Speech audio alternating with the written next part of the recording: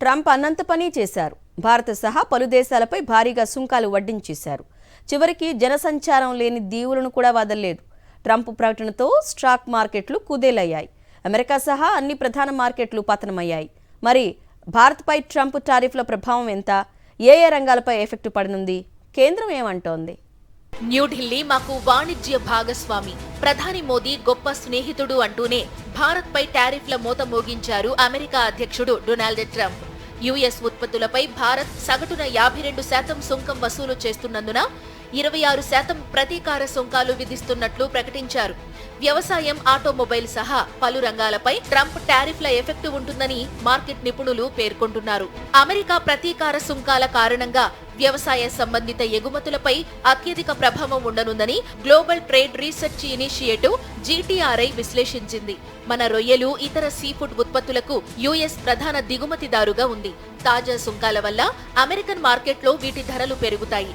అలాగే మన dairy products పై టారిఫ్లు 38.23% చేరనున్నాయి. అగ్రరాజ్యాల్లో మన వెన్న, నెయ్యి, పాలపొడి ధరలు పెరిగి గిరాకీ తగ్గుతుందనే ఆందోళనలు వ్యక్తమవుతున్నాయి. భారత్ నుంచి అమెరికాకు $181.49 మిలియన్ డైరీ ఎగుమతులు జరుగుతున్నాయి. దీంతో పాటు ప్రాసెస్డ్ ఫుడ్, చక్కెర, కోకో ఎగుమతులపైన ప్రభావం పడనుంది.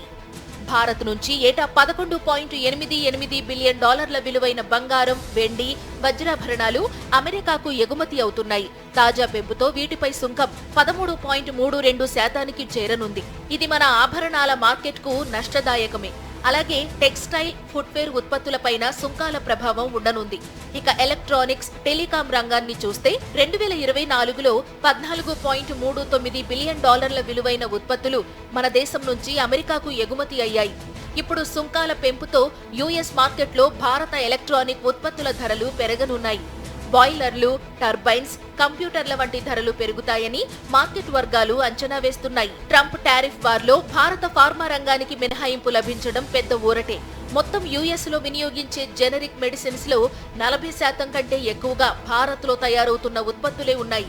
ఈ నేపథ్యంలో ట్రంప్ సుంకాల విధింపు నిర్ణయం అమెరికాలోనూ ఔషధాల సంక్షోభాన్ని తీసుకొస్తుందేమోననే ఆందోళనలు వినిపించాయి.